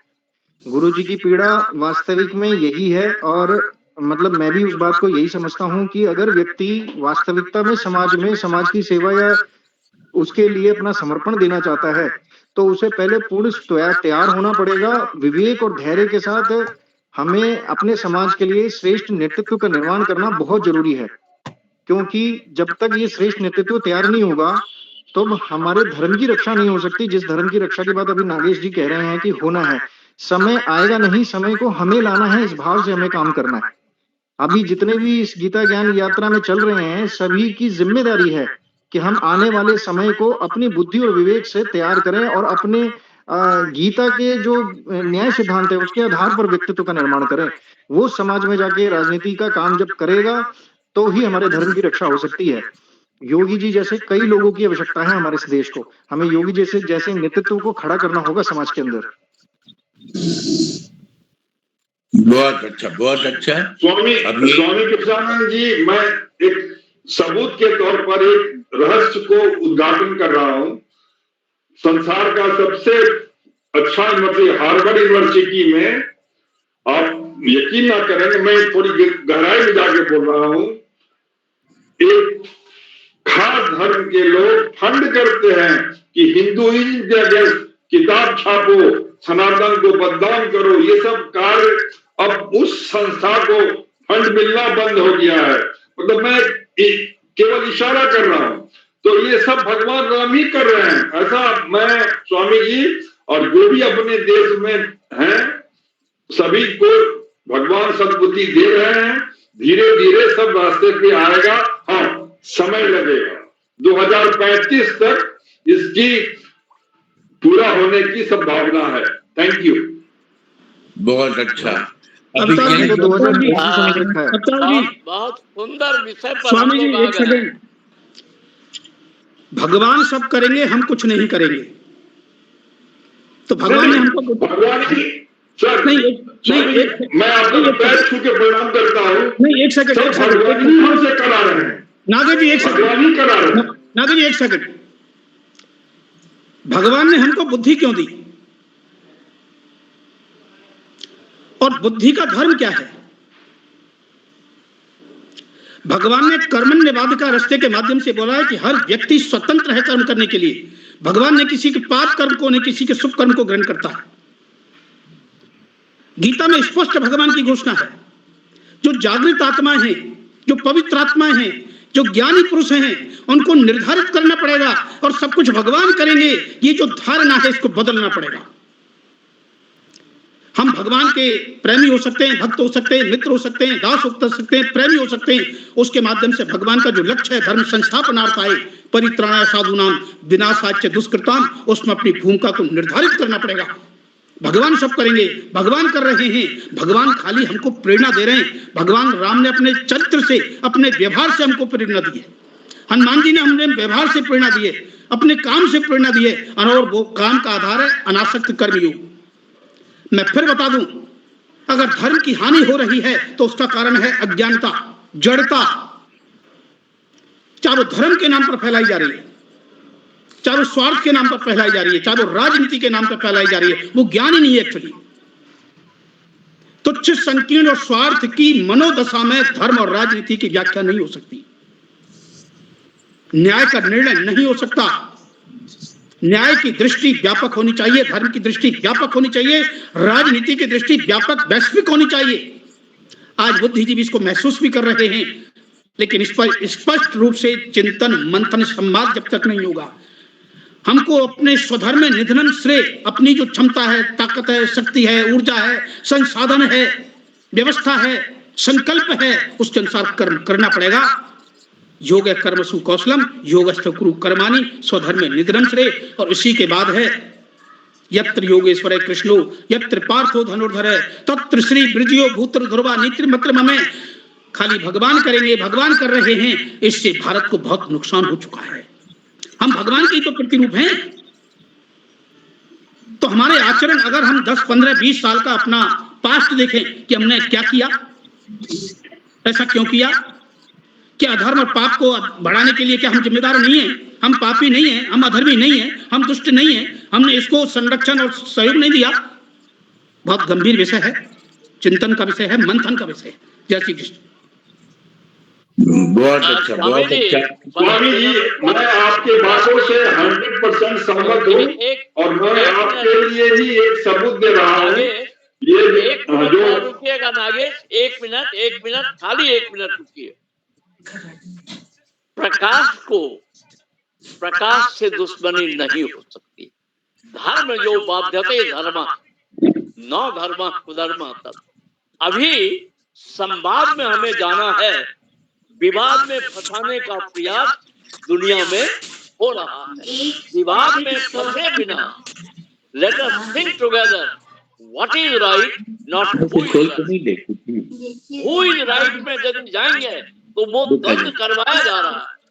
व्हाट इज राइट, सही क्या है, गीता का ज्ञान सही है, तो बिना किसी व्यक्ति पर गए हुए, क्योंकि विवादी व्यक्ति उलझाना चाहता है और वो संवाद को नष्ट करना चाहता है। मैं वही वहां देख रहा हूँ कि जहां कहीं संवाद के प्रयास हो रहे हैं, वहां पैसे देकर के विवाद उत्पन्न करवाया जा रहा है। तो बिना किसी पर दोष लगाए हुए, क्योंकि उसमें समय मेरा व्यर्थ होगा, सही काम जो है प्रकाश जलाने का, वो प्रकाश बुझाने का काम करेगा। अंधेरा जब रहेगा तो लोग भटकेंगे, प्रकाश जब रहेगा तो लोग आगे बढ़ेंगे। It's better to light a candle than to curse the darkness, कि अंधकार को क्यों धिक्कारें, अच्छा है एक दीप जलाएं। आपने एक दीप जलाया, आपने एक महादीप जलाया है, और मुझे लगता है कि उस महादीप के जलने से महाद्वीप में जो अपना वर्चस्व होगा वो खुलासा होगा। लेकिन हमें डटे रहना पड़ेगा। सत्य वाले आदमी को बगल किया जाता है, सत्य के साथ होना पड़ेगा। सत्यवादी जो है, सत्कर्मी जो है, टीम जो है, आप ये देखेंगे कि टीम में विवाद उत्पन्न कराया जाता है कि स्वार्थी लोगों का वर्चस्व बढ़े। एक शब्द आया हार्वर्ड, मैं आपके रेफरेंस के लिए स्वामी जी बोल रहा हूं कि parable of sadhu, this could be check. आजकल तो नागेश जैसे लोग हैं, गूगल गुरु पर होगा, parable of the Sadhu. Harvard business review HBR जो है उसमें 2 दफा छपा है, और उसमें कैसे राज्य चले, साधु क्या सिखाते थे और कैसे राजा बनते थे। I'm quoting the Harvard Business Review, the only article which has been published twice in that, आज तक किसी का 2 बार नहीं छपा। तो वहां भी प्रश्न उठाया जा सकता है कि let us discuss the parable of साधु। ये रेफरेंस है, मैं कई चीजों को रख नहीं पाया हूं अपने पास, कभी कुछ मिलता है, कभी कुछ मिलता है, कभी किसी के साथ। आपके देखिएगा चंद्रेश्वर जी, मैं रुक जाता हूँ। सबसे बड़ा काम है कि जो चंद्रेश्वर जी, तत्व है उसको आने। बहुत बहुत धन्यवाद, आभार। नहीं, चंद्रेश्वर जी ने बहुत अच्छा बोला कि हार्वर्ड जैसी यूनिवर्सिटियों में, क्योंकि धर्म वैश्विक है, विश्व कल्याण का जो विधि विधान है वही धर्म है, मानव कल्याण का जो आधार है वही धर्म है। इस दृष्टि से संवाद होना चाहिए, और इसी के साथ अब जी अब इस विषय को आगे बढ़ाएंगे। और इसमें यूसी जोशी जी बैठे हैं, उत्तर प्रदेश दिवस है, यूसी जोशी जी को इस संवाद में लाया जाए, क्योंकि वो भी बड़े महत्वपूर्ण हमारे योद्धा हैं लखनऊ में बैठे हुए प्रशासनिक व्यवस्था में। नहीं स्वामी, जय श्री कृष्ण, जय श्री कृष्ण। प्रसाद साहब कुछ बोलना चाहते हैं, बोलने के लिए सर मैं आधा मिनट लूंगा सर। स्वामी जी, मैं सबूत दे रहा हूं कि जो जम्मू कश्मीर कैडर के IPS ऑफिसर अभिजीत चक्रवर्ती थे, मैं अपने यहां से रांची में बैठा बोल रहा हूं, एक बहुत परम पुण्य पर आत्मा भगवान राम ने उन्हीं को चुना, और एक आतंकवादी के केवल पोस्टर से पूरा आतंकवादी नेटवर्क का भंडाफोड़ उन्हीं से हुआ है, अभिजीत चक्रवर्ती से। तो मैं एक एग्जाम्पल दे रहा हूं कि हर चीज की गहराई जाइए तो वो हो रहा है, काम आदमी ही कर रहा है, भगवान ही करा रहे हैं। जैसे महाभारत में अर्जुन से ही पूरे योद्धाओं को मारा गया, उसी प्रकार अपने देश में ये भगवान का आशीर्वाद प्राप्त है sir. Thank you, thank you, thank you. इसलिए नागेश जी आप भी गांधी उठाओ, और आप भी अर्जुन हैं, आपका भी अनुभव चिंतन बहुत व्यापक है। 2 टूक भाषा में स्पष्ट कीजिए धर्म क्या है। धर्म के कथाएं बहुत हो रही हैं, प्रवचन बहुत हो रहे हैं, कार्यक्रम बहुत हो रहे हैं, सम्मेलन बहुत हो रहे हैं, लेकिन उसमें धर्म निर्धारित नहीं हो रहा। धर्म क्या है? आप आशीर्वाद दीजिए, कभी सुन लीजिएगा। बस आप जैसे योद्धाओं की आवश्यकता है, आप जैसे योद्धाओं की भारत को और विश्व को आवश्यकता है। जय श्री कृष्ण। हाँ, प्रसाद साहब क्या बोल रहे हैं? प्रसाद साहब बोल रहे हैं, प्रसाद साहब बोल रहे हैं। बहुत कृपा आपकी कि आपने हमें मौका दिया अपनी बात को शेयर करने का। गीता का ज्ञान मुझे पहली बार कृष्णानंद जी से ही मिल रहा है, लेकिन संस्कार बस गीता में क्या, गीता की जो मुख्य बातें हैं बचपन से ही जानी है।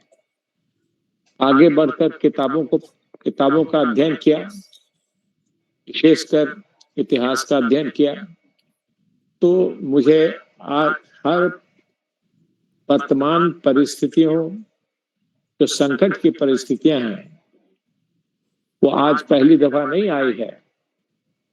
संकट की परिस्थितियां आती रही हैं, और कुछ लोग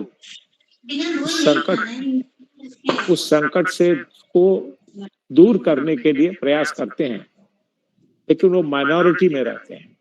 अगर आप इतिहास की किताबों इतिहास को पढ़ेंगे तो हर बार जब भी एक सभ्यता विलुप्त हुई है तो जरूर स्ट्रगल हुआ है, लेकिन स्ट्रगल में बहुतायत लोग नहीं ये पास करते हैं। अब बुद्धिज्म को देख लीजिए, बुद्धिज्म जो बुद्ध ने जिस उद्देश्य से और जो उनकी जो सीख बुद्धिज्म से मिली, वह सीख धीरे धीरे बदलती गई। क्यों बदली? और ये एक धर्म के साथ नहीं हुआ है, हर धर्म के साथ हुआ है। स्वार्थ, सिर्फ स्वार्थ। जो उनके 2 नंबर का वाले जो अधिकारी हैं या तीसरे के अधिकारी हैं, वह सोचते हैं कि हम क्यों नहीं हम नंबर 1 हो जाएं। मुख्य बात इसे समझना चाहिए।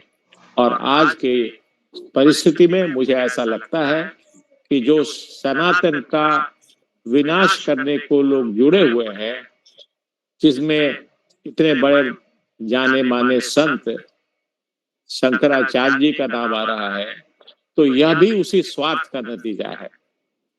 कौन ऐसा धर्म है जिसने 1-2 शब्दों में यह बता दिया है कि धर्म का अर्थ ही है व्यवस्था और न्याय?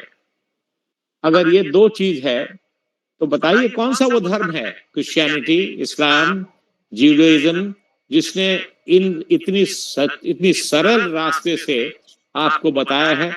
ये सब निकले हैं इसलिए अन्य धर्म कि ये सिंपल चीज को कॉम्प्लेक्स जब तक नहीं बनाएंगे तब तक उनका अपना स्वार्थ वर्चस्व नहीं होगा। और ऐसा होता रहा है। इसके अनेक उदाहरण हैं। अगर आप बात करेंगे तो मैं इसका उदाहरण खुद भी दे सकता हूं जो हमने पढ़ा है, और मुझे विश्वास है आज भी वही हो रहा है। आज भी वही हो रहा है। जब देख लिया कि सनातन के मुख्य जो प्रवर्तक हैं या सनातन के मुख्य सपोर्टर हैं, उनसे वो हमारी पहचान उनको नहीं है, उनको बुरा लगता है। और तब वो सोचते हैं कि चलो ठीक है, हम ऐसी बातें करें। रोज तो अखबार में देखते ही हैं कि क्यों कोई पब्लिसिटी में आना चाहता है, कुछ ऐसी बात कह के उनका उद्देश्य है कि उनकी तस्वीर आ जाए टीवी में। इसी को एक्सटेंड कर लीजिए। इसको एक्सटेंड करेंगे तो आपको मिलेगा कि हर तरह के जो संगठन है उसमें ऐसा होता है। और सनातन का जो संगठन है, देख लिया कि इस पर कुठाराघात हो रहा है। कई जैसे चलो हमको तो कुछ मिला नहीं है, हम भी इसको कुठाराघात करें। ये स्वार्थ की बात है, सिर्फ स्वार्थ की बात है। लेकिन सनातन का यह अर्थ भी नहीं हो समझना चाहिए कि जो मुख्य उसकी जो परिभाषा है वो परिभाषा ही बदल जाए। अगर सनातन के शंकराचार्य न हो, किसी और ही व्यक्ति हो, सनातन के भीतर के ही हो, लेकिन वह इस मुख्य उद्देश्य को गौण कर दें अगर, तो उससे वैसा ही दुष्प्रभाव होगा सनातन पर जो शंकराचार्य की वजह से होगा। मैं बिल्कुल सहमत हूं कृष्णानंद जी से कि ज्यादा से ज्यादा लोगों को खड़े होना चाहिए ऐसे लोगों के प्रति जो माइनॉरिटी में होकर के सारे संगठन को अस्त व्यस्त करना चाहते हैं। संगठन तो जरूरी है। कौन सा ऐसा धर्म है जिसमें बिना संगठन के वो आगे बढ़ा है? लेकिन कौन सा ऐसा धर्म है जो संगठन से आगे बढ़ने के बाद बिखरा नहीं है? बिखरता है सिर्फ इसलिए नंबर 2, नंबर 3 की महत्वाकांक्षा की वजह से, और बाद में वो अपने अलग अलग मठाधीश बन जाते हैं। सनातन आज का धर्म नहीं है।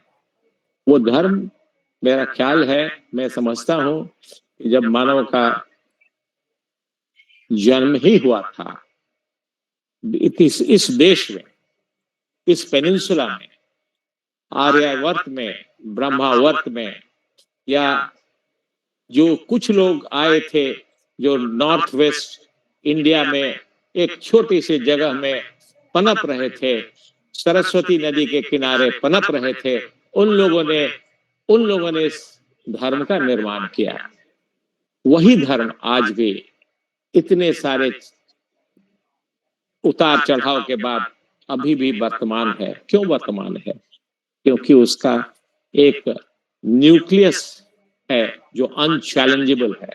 कौन कहता है कि व्यवस्था में अगर हम कानून से आज भी अमेरिका में मिनियापोलिस में क्या हो रहा है, मैंने जो समझा यही हो रहा है, और उसके वाइस प्रेसिडेंट ने भी कहा कि 100% कभी भी एडमिनिस्ट्रेशन परफेक्ट नहीं हो सकता है, गलतियां होती ही हैं, और जब गलतियां होती हैं तो मौका मिलता है लोगों को ये कहने का कि देखो ये क्या चीज है, इसको बंद करो। उद्देश्य कोई, मैंने इस एग्जाम्पल को खास तरह से चुना नहीं है, ये एक इलस्ट्रेशन है कि आवाज उठाने का एक ही तरीका है, डिसेंट। हम नहीं मानते इसको, हम इसका विरोध करेंगे, चाहे वो कितना भी अच्छा हो, उसको समझने का भी प्रयास नहीं करेंगे। अपने देश में तो हो ही रहा है। पार्टियों का क्या अर्थ है? कोई आज कहते हैं कि हम सनातन, आज कहते हैं कि राम को हम नहीं मानते हैं, कल जब पॉलिटिक्स बदलती है तो कहते हैं हम राम को मानते हैं। तो ऐसे लोग जो गिरगिट की तरह अपना रंग बदलते रहते हैं, इनसे तो सावधान रहना ही चाहिए। लेकिन तब भी मैं इस बात को अपने डर के रूप से, इतिहास के इलस्ट्रेशन देकर के ये बताना चाहता हूं कि हमेशा जो विरोध होता है सत्य की ओर से, अच्छाई की ओर से, बुराई को हटाने की ओर से, वो कुछ ही लोगों के द्वारा होता है, उनको सपोर्ट नहीं मिलता है। इसकी वजह से वो सभ्यता ही नष्ट हो जाती है। नागेश जी कह रहे थे सब कुछ भगवान करते हैं। आपने एक फिल्म देखी होगी, उसमें इस तरह की, शायद वो आमिर खान की पिक्चर थी, भगवान करते हैं। इसका अर्थ यह नहीं है कि अपना प्रयास, कर्म उसको भगवान को बचाने में या भगवान के उद्देश्य को बचाने में आप ना करें, उसके प्रति, उसके लिए खड़े नहीं हो और ये सोचे कि वो तो खुद ही लड़ लेंगे। बिल्कुल ठीक कहा स्वामी किशन जी कि आपको तो खड़ा होना होगा, और इतनी संख्या में खड़ा होना होगा कि अगर उनकी संख्या, जो विरोध करने वाले हैं उनकी संख्या अगर 100 है तो आपको 1000 की अगर आपकी नंबर होगी तभी आप सक्सीड करेंगे, वरना सक्सीड नहीं करेंगे। क्योंकि उनके जो विरोध करने वाले हैं उनके साथ और लोग जो महत्वाकांक्षी हैं, उनका सपोर्ट उनको बहुत जल्दी मिलता है। और एक मिनट लेना चाहूंगा मैं जी।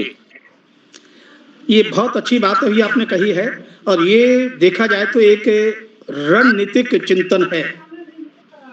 और आज इस कार्यक्रम के माध्यम से एक संकल्प भी, आपने जो बोला कि धर्म की परिभाषा तो एक ही है, न्याय की व्यवस्था, और न्याय की व्यवस्था में ही विश्व का और मानव का कल्याण है।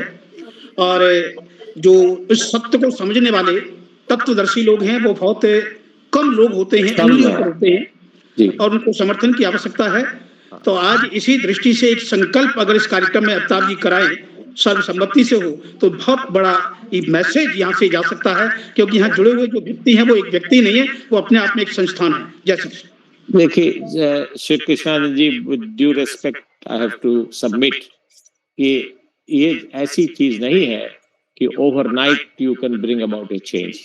Sometimes it takes hundreds of years also. It takes, आखिर आप हिस्ट्री पढ़ें अगर, तो 400 साल तक क्रिश्चियनिटी को एस्टैब्लिश करने में केवल विरोध का ही सामना करना पड़ा। विरोध का सामना करना पड़ा 400 वर्ष तक। उसके बाद एक राजा आया, उसने कहा कि नहीं, ये बहुत अच्छा धर्म है, हम पूरे इसको स्टेट रिलीजन ही बना देंगे। और क्रिश्चियनिटी उसके बाद से बढ़ी आगे और बढ़ती जा रही है, अभी तक बढ़ी है। मैं इसलिए इस बात को कहता हूं कि इतिहास साक्षी है इस बात का कि संभालने वाले, सेव करने वाले लोग कम ही होते हैं। और आप भी इसको मान रहे हैं, आप इसको इस बात को आप कबूल कर रहे हैं कि लोग कम होते हैं लोग, और जो बुरा करने वाले हैं, विनाश करने वाले हैं, डिस्ट्रक्शन करने वाले हैं, उनकी संख्या ज्यादा होती है। नहीं, इसमें मैं आपसे एक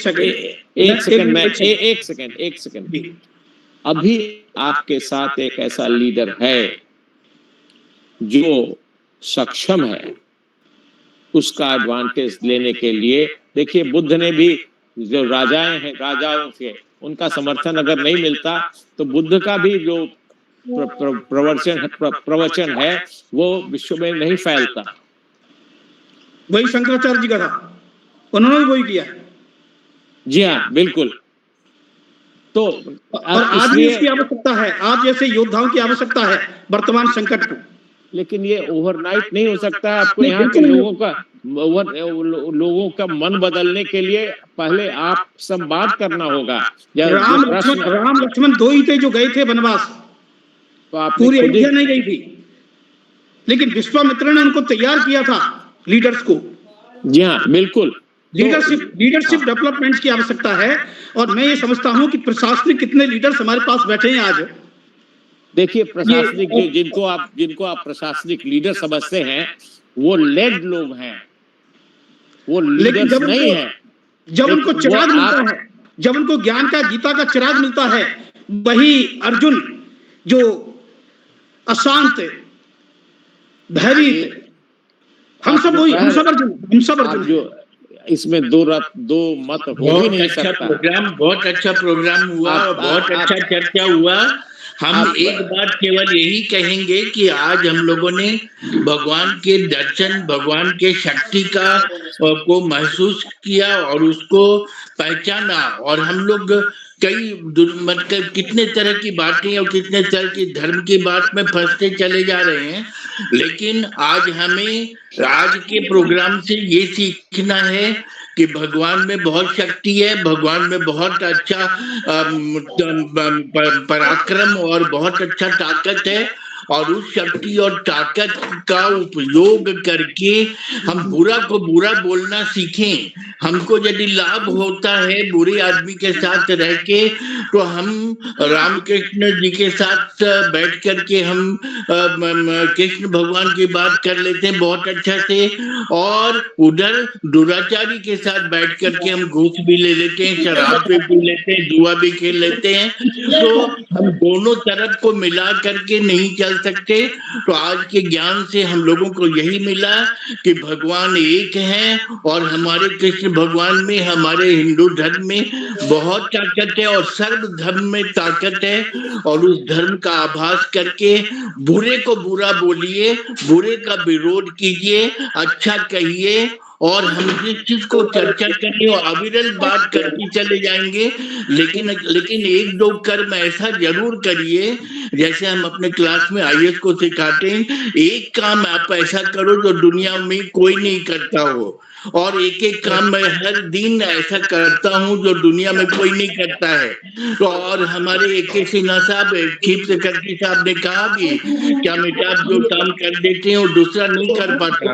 इस तरह का संकल्प लेकर के आज के कृष्ण के स्वरूप, भगवान कृष्ण के स्वरूप को देख करके हम एक काम अच्छा करने का संकल्प लें, और कम से कम बुराई को भगाने के लिए हम एकजुट खड़ा रहें। और आज हम 71वें बरस में हैं, और 71वें बरस में अनुभव किया है, जब जब मैंने विरोध किया है अन्याय का, और तब उस सामने में मैं अकेला रह जाता हूँ, और बहुत सुंदर सुंदर भाषण देने वाले शांत हो जाते हैं और चुप हो जाते कि अमिताभ जी दुनियादारी और ये मतलब गीता का ज्ञान अलग है, और दुनियादारी चलाने के लिए थोड़ा प्रैक्टिकल भी बनिए, और दोनों मिला के चलो अमिताभ, दोनों मिला के चलो। तो ये प्रैक्टिकल ज्ञान है, और हम लोगों को कुछ करने का संकल्प, और एटलीस्ट हम लोगों का जो गीता चल रहा है उसमें एक काम अच्छा हर दिन हम करने का प्रयास करें। ये हमारे आज के वेबिनार का आज मैं शिरडी आया हुआ हूँ और साईं बाबा के दर्शन करने सवेरे में त्र्यंबकेश्वर ईश्वर से भी प्रार्थना किया कि भगवान हमको शक्ति दे जिससे हम लोग कुछ कर सकें और हमको ईश्वर का आशीर्वाद प्राप्त है। और बहुत सारे लोग अभी 3-4 महात्मा लोग और हमसे जुड़ना चाह रहे हैं और अपनी बात को रखना चाह रहे हैं, तो हम लोगों के लिए ये भगवान की मौजूदगी दिखाई पड़ रही है। और जितना सुंदर स्वरूप उन्होंने बताया ये कृष्णानंद जी ने, उससे हम लोगों में ताकत आनी चाहिए, जागृति आनी चाहिए और हमें कुछ अपना कर। अमिताभ जी, माघ मेला बहुत पवित्र अवसर माना जाता है भारतीय धर्म और संस्कृति के अंतर्गत। मैं फिर आपसे रिक्वेस्ट करूंगा, अपील करूंगा कि जो पूर्व वक्ता ने और उससे पूर्व वक्ता ने सर्वधर्म नहीं है, धर्म एक ही है, सनातन है, अनादि है और सार्वभौम है। बार बार सर्वधर्म कह के हम मिसगाइड होते हैं, मिसगाइड करते हैं। और जो धर्म है न्याय व्यवस्था, जो धर्म है न्याय व्यवस्था, और न्याय व्यवस्था की स्पष्ट नीति है परित्राणा साधूनां विनाशाय च दुष्कृताम्। उसी से होगी धर्म संस्थापनार्थाय संभवामि युगे युगे। इतना स्पष्ट धर्म की परिभाषा के बाद हम कंफ्यूज क्यों हैं कि ये भी धर्म है, वो भी धर्म है, वो भी धर्म ले ले, सारे धर्म इकट्ठा कर ले, क्या मजाक कर रखा है। हाँ, ये हम भ्रांति में नहीं पड़े और इसलिए सर्वधर्म में एक ही धर्म है। हमें जो करना है हम पूरी ईमानदारी से भगवान को सौंप के करें, यही सब धर्म है। और सारे धर्म यही सिखाते हैं और महात्मा यही सिखाएंगे और हम देख के उसके अंदर पंथ संप्रदाय है, विचारधाराएं हैं, धर्म तो एक ही है। सर्वधर्म सारे धर्म, ये फिर गलत चीज जाएगी। बिल्कुल सही बात है। ईश्वर एक है। यूसी जोशी जी, जय श्री कृष्ण, जय श्री कृष्ण। और बहुत अच्छा आज का आप जो भी आज के प्रवचन हुए बहुत अच्छे हुए और सभी का स्वागत करके अब हमें क्या करना है ये बता करके और फिर अगले प्रोग्राम का हम लोग तैयारी करें। मैं जय श्री कृष्ण। मैं आज बहुत अच्छा मुझे लगा कि हम बहुत दिनों से इंतजार कर रहे हैं आर के गोस्वामी साहब का। स्वामी जी लखनऊ आए तो 4-5 बड़े अधिकारी गण जो दिल्ली से आए हुए हैं यहाँ उपाम में लंबा प्रशिक्षण करा रहे हैं। आज उनकी मुलाकात वेंकटेश्वर लू साहब और डॉक्टर नीना शर्मा और सुनील चौधरी जी से हुई और ये निर्णय लिया गया कि जो गीता के मूल श्लोक हैं उनको भी जो है जो हमारा कैपेसिटी बिल्डिंग कमीशन है उसमें सम्मिलित किया जाए। तो हम रामकृष्ण गोस्वामी साहब से इस संबंध में मार्गदर्शन लेंगे। और आज के बारे में मैं कहूंगा कि भगवान श्री कृष्ण अर्जुन को अपना दिव्य विश्व रूप दिखाते हैं और जो संपूर्ण सृष्टि का प्रतीक है, संपूर्ण सृष्टि का प्रतीक है। आज हमारे सृष्टि की अगर हम इसके पृथ्वी पर सृष्टि देखें तो लगभग 4.5 अरब वर्ष है ना, इतने अरब वर्ष हो चुके हैं। और अर्जुन के अनुरोध पर श्री कृष्ण ने उसे दिव्य दृष्टि प्रदान की और जिससे भगवान का अलौकिक रूप अर्जुन देख सके। अलौकिक मैं कह रहा हूं यहाँ पर। और उन्होंने देखा कि अनंत मुख, नेत्र, भुजाएं और दिव्य तेज है। तो दिव्य तेज क्या है? और जोशी जी एक सेकंड। हाँ बताएं सर। जोशी जी ये सारी व्याख्या तो हो चुकी। अब तो ये बताओ कि प्रयागराज में जो धर्म और राजनीति का घपला चल रहा है जी उसमें उत्तर प्रदेश दिवस 24 जनवरी को आपका धर्म क्या है? आपका धर्म क्या है?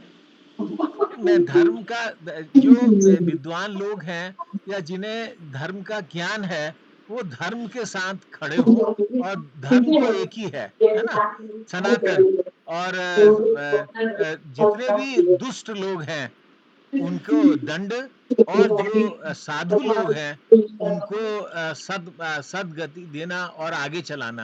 और इसमें जोशी जी, जी साधु की पहचान खाली स्वरूप से या स्थान से होगी या उसके कर्म से होगी? नहीं, कर्म से है। देखिए, कर्म से तो बड़ी चीज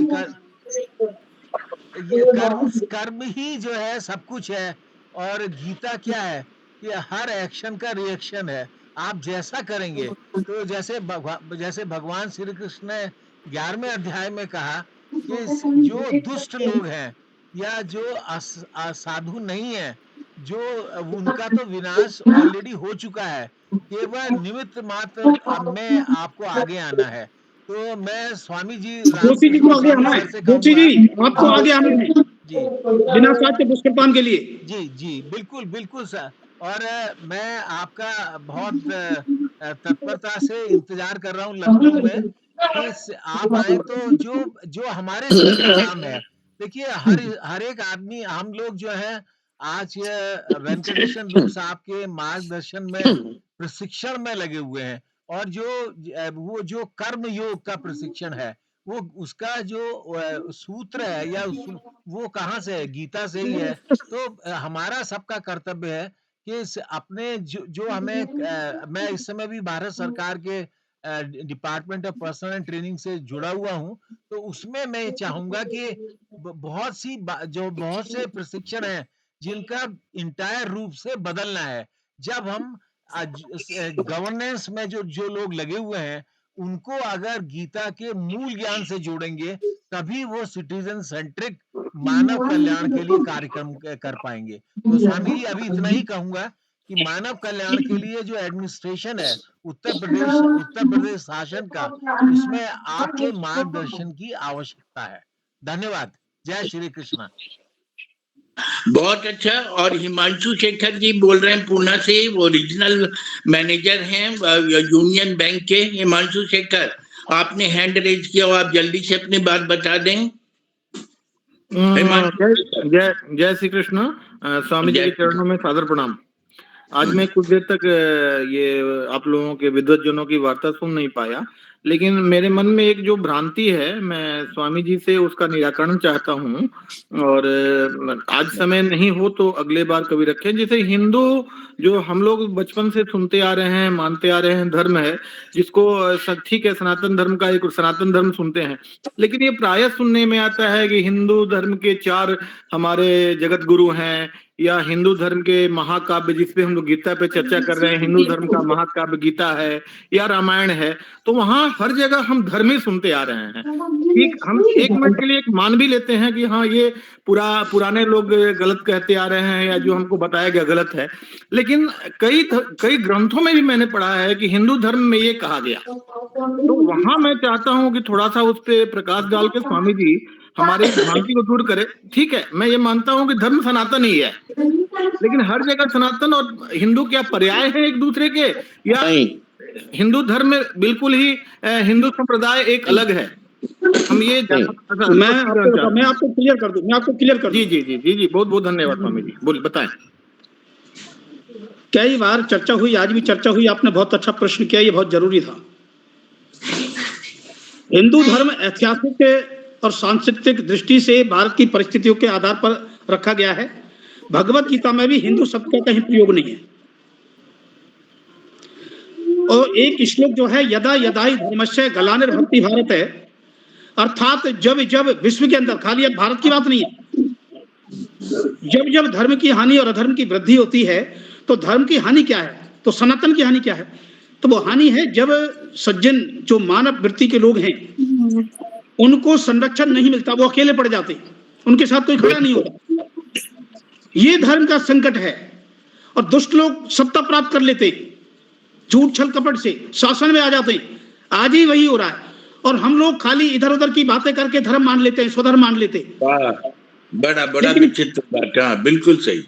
जैसे राम के साथ में पूरे हनुमान, अंगद और सुग्रीव सब खड़े हो गए थे, साधु संत खड़े हो गए थे, तो एक व्यक्ति के साथ खड़े हुए थे ना, उसको धर्म माना गया था ना। वही कृष्ण पांडवों के साथ खड़े हुए थे ना, वो तो 100 कौरव थे, वो 5 पांडव थे, तो संख्या बल कहाँ है? और मैं आपको 7वें अध्याय का 3रा श्लोक का उदाहरण दूंगा, आप गीता खोल लेना। उसमें भगवान कृष्ण स्पष्ट कह रहे हैं कि हजारों में से कोई एक व्यक्ति इस तरफ चलता है, धर्म की तरफ, और चलने वाले हजारों में से कोई एक व्यक्ति उसको समझ पाता है, और समझने वाले हजारों में से कोई एक व्यक्ति उसको आचरण में ला पाता है, और आचरण में लाने वाले हजारों में से कोई एक व्यक्ति इसमें सफल होता है। तो परसेंटेज क्या है, इसलिए उसकी चिंता ना करें। दूसरा, परमात्मा आपके साथ है जो धर्म पर चला है, लेकिन धर्म को समझने की आवश्यकता है, और धर्म का एक ही सूत्र है, बिना साहित्य दुष्कृताम। इसके अलावा कोई धर्म नहीं है पृथ्वी पर। अभी देना है या बाद में देते? उसी से होगी परित्राणा साधु नाम, और उसी से होगा धर्म संस्थापनार्थाय संभवामि युगे युगे। सनातन का मतलब अनादिकाल, रामायण से भी पहले। ठीक है, गीता खाली एक काल विशेष तक, क्षेत्र विशेष तक, व्यक्ति विशेष तक, एक प्रांत प्रदेश तक या देश विशेष तक की बात नहीं करती। सुधांशु जी और कोई? नहीं, बहुत बहुत धन्यवाद। बहुत मेरे ये हुआ, ठीक है। हिंदू धर्म जो है हमारे, ये कोई धर्म नहीं बल्कि सनातन धर्म है, और धर्म जो है हमारा वो मानवता का धर्म हो सकता है, वो कल्याण का धर्म हो सकता है, इस तरह हो सकता है उसको। ठीक कहा आपने, बिल्कुल सही, बिल्कुल जी सर, बिल्कुल, बहुत अच्छा, बहुत अच्छा। और अब हम लोग कर्म पर ध्यान दें, और बात भी ऐसा बोलें जो कर्म से जोड़े।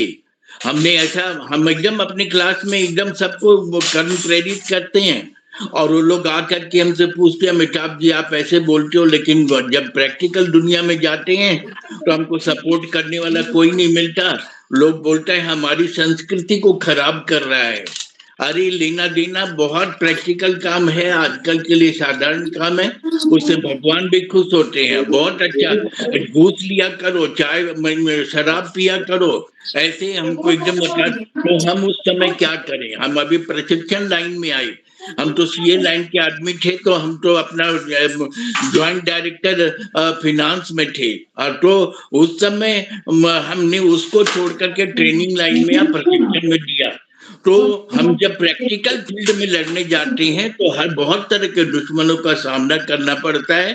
तो हम अपने रामकृष्ण गोस्वामी जी से और ये कृष्णानंद जी से जो आए हैं हम लोगों के मार्गदर्शक बन के, इनसे यही पूछेंगे कि व्यर्थ के सवाल जवाब को कम करके लोगों को काम करने के प्रति प्रेरणा दें, और कुछ नया, और हर दिन कोई एक आदमी काम करे, और हर सप्ताह वेबिनार अमिताभ में बताया कि मैंने ये काम नया अच्छा किया है आज, और ये काम बुरा किया है, और इस बात को बताए तो लोगों के इसमें एक नया ज्ञान आएगा। और गीता को सुन करके हमने कौन एक ऐसा नाम काम किया है जिससे परिवर्तन आ गया। मैं परिवर्तन ला रहा हूँ, ये मैं महसूस कर रहा हूँ। इसमें मैं नहीं बोलना चाहिए, भगवान कर रहे हैं, मैं बार बार यही बोलता हूँ। तो आर्गुमेंट को ज्यादा से ज्यादा और कम से कम करके हम बात को कर्म की तरफ मोड़ेंगे तो हम लोगों को बहुत लाभ होगा। अगली बार से हम लोग इस तरह का एक सिद्धांत बनाएं, क्योंकि बात की कोई सीमा नहीं है। हमारे पास इतना ज्ञान है, और जो मतलब अज्ञान पुरुष भी कर्म कर रहा है गलत ढंग से, उसको पास भी इतना ज्ञान है कि उस विषय कि मैं गलत है। तो गलत क्या है, सही क्या है, ये पहचानना है। अमिताभ जी, अगर व्यक्ति श्रेष्ठ कर्म करता हुआ ये नहीं कहेगा मैं कर रहा हूं तो लीडरशिप नहीं होगी, और लीडरशिप के बिना लोग उसका समर्थन नहीं करेंगे। बिल्कुल, आपको बोलना ही पड़ेगा मैं कर रहा हूं। ये अमिताभ प्रसाद ही कर रहा है काम। ठीक है, ठीक है, सत्य यही है, सत्य ही है। हमारे अब रामकृष्ण जी के बात को फॉलो करके जब हम कुछ काम करने जाएं, उसमें जो बाधा आए तो उसमें हमारे ग्रुप के सभी लोग खड़े हो जाएं। ऐसा नहीं कि हाँ ऐसा करो आप आगे बढ़ो, ऐसे हम आगे बढ़ गए और पीछे से आप चुप हो गए, आप हो गए। ये प्रैक्टिकल दुनिया में हो रहा है, और वहां पे लड़ाई के मैदान में अकेला अमिताभ खड़ा रहता है। तो ऐसा मैंने 50 लाख बार फेस किया है, और उमेश जोशी भी अच्छे जानते हैं। तो भगवान कृष्ण हमारे अवतार के सारे बाद 90% लोग उन गलत लोग जो थोड़े थोड़े से बातूनी से चापलूसी से 50 लाख 60 लाख मेरे सामने ले आते हैं, उनसे लोग मिल जाते हैं और फिर जब हमसे जरूरत होती है तो हमसे बस हमारी तरह की बात करके 2 मिनट करके चले जाते हैं। तो इस तरह का नहीं होना चाहिए और हम लोगों को कर्म प्रधान बात होना चाहिए। और अब हम चाहेंगे कि अगले सप्ताह के लिए फिर हम लोग 12वां अध्याय सुने और आज के सभी लोगों का चंदेश्वर खान साहब जैसे एक लाइन में, क्योंकि 9 बज गया है, तो एक लाइन में खाली आप सबको ये दे दीजिए आज के सत्संग में शामिल होने का, और लोगों ने जो भजन गाया उनको धन्यवाद दे दीजिए और जी अगली जी बार से कर्म प्रधान हम लोगों का ये सत्संग हो। बहुत बहुत धन्यवाद अमिताभ जी। एक मिनट, आ, मुझे एक सेकंड में हाँ कुछ कहना चाहता हूँ, अगर आपकी अनुमति हो। देखिए, हम लोगों ने, हमें यह एक इच्छा है जानकारी की, सीखने की इच्छा से बोल रहा हूँ। सनातन के बारे में तो बहुत अच्छी तरह से बता दिया है, हिंदुत्व के बारे में भी हमें जानना चाहिए। और ये इसके कोई अच्छे जानकार जो हैं, अगर स्वामी जी खुद ही हैं तो बहुत अच्छी बात है, लेकिन अगली सीख जो हमें चाहिए वो ये चाहिए कि हम इस सनातन जब बना था, सनातन जी का जब निर्माण हुआ था, उससे हम कहाँ कहाँ भटके हैं और जिस भटकने के कारण हमारी स्थिति आज ऐसी हो गई है कि हमको अपने ही लोग उसको हमें हमें हमें नीचा दिखाते हैं। तो ये एक ऐसा विश्लेषण का सेशन होना चाहिए। स्वामी जी से ये अनुरोध है। थैंक बहुत यू। सुंदर। मैं बहुत एक अच्छा, लाइन में बोलना चाहूंगा स्वामी जी कि हम कौन थे, क्या हो गए और क्या होंगे अभी, आओ बिचारे हम सभी मिलकर समस्याएं सभी। मेरा बिल्कुल। आग्रह होगा अमिताभ जी, अखोरी माहेश्वरी प्रसाद जी, स्वामी रामकृष्ण जी, स्वामी कृष्णानंद जी को कल वाले सेशन में इनको 20-20 मिनट दीजिए, क्योंकि जिन बातों को अखौरी साहब ने कहा है, रामकृष्ण स्वामी ने कहा है और कृष्णानंद जी ने विश्व रूप विराट रूप दिखाया, इस पर एक परिचर्चा, वो अध्याय नहीं होगा।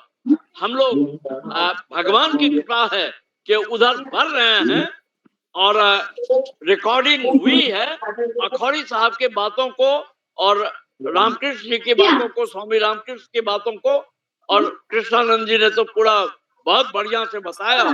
मैं धन्यवाद देता हूं कि ये अनवरत चल रहा है।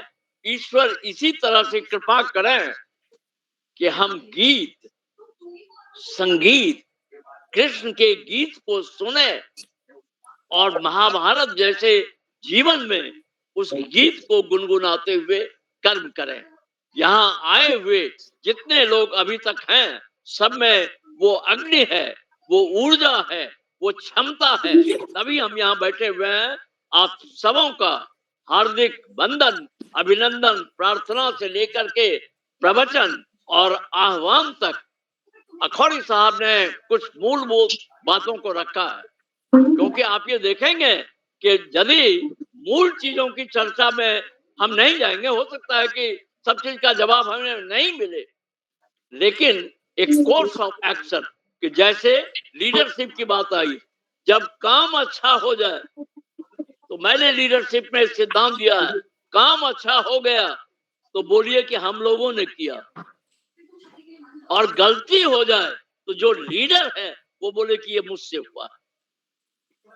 जिस दिन इस क्षमता का हम विकास कर लेंगे तो सही नेतृत्व जो है वो आता है। इन चीजों को हम समझें। अमिताभ जी, मैं आपसे आग्रह करूंगा, जोशी साहब भी यहाँ हैं, कि एक सत्र रखिए जो विधिवत इन 3-4 लोगों को समय दिया जाए, समय दे करके एजेंडा बना लीजिए और उसमें हम लोगों से आग्रह करें कि आइए।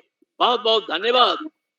हमें लगता है कि कृष्ण जी ने का जो विराट रूप का दर्शन दिखाया गया, हमारे हृदय में भी थोड़ी विराटता आई।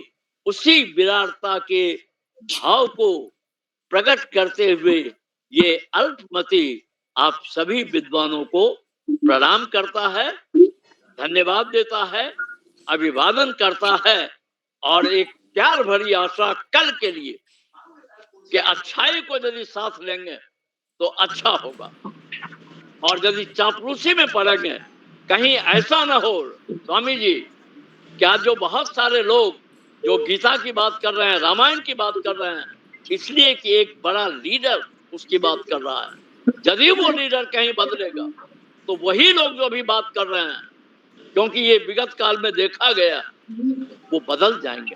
तो हम ऐसे स्वाभिमानी लोगों का दल तैयार करें कि यदि मैं सत्य पर हूं तो आगे कौन है ये मैं नहीं देखूंगा। छोटी छोटी चिंगारी जो यहाँ आए हैं उनमें वो चिंगारी है, उस चिंगारी को पकड़ी जाए और प्रगति की गति को बढ़ाते हुए इस मार्ग को प्रशस्त किया जाए। मैं अखौरी माहेश्वरी प्रसाद जी को, जिन्होंने जिनका चिंतन, क्योंकि जिस अवस्था में वो हैं, वो ईश्वर को देख रहे हैं, अनुभूत कर रहे हैं। स्वामी रामकृष्ण जी अपने, कृष्णानंद जी अपने बता रहे हैं, जोशी जी हैं, अमिताभ जी में वो जोश है जिन्होंने जोड़ा है। तो संवेद सबों को प्रणाम। मैं सारा नाम नहीं ले पा रहा हूँ, लेकिन हम सभी अविनाशी हैं, हम सब में नीलम है, हम सब में उमेश है। और ये आप ये देखेंगे, ये जितना बढ़ाएंगे, और 4 आदर्श हमारे में दिखा रहा है, वो 4 से भी विचार करते हुए आइए हम अपने आचार को सदाचार में परिवर्तित करें और कर्म में उसको लाएं। बहुत बहुत धन्यवाद। जुड़े हुए हाथ, झुके हुए माथे और खुले हुए दिल से कृष्ण वंदम जगत गुरु वसुदेव सुतम देवम कंस चामूर मर्दनम। ये आप ये देखेंगे कि वसुदेव क्या क्या कर सकते हैं उनके सुत।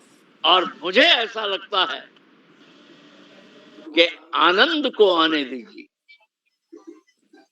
नंद को आने दीजिए, तो आनंद आएंगे, और आनंद में कृष्ण पलते हैं। उस आनंद को अपने अंदर ले जाएं। प्रणाम प्रणाम प्रणाम प्रणाम।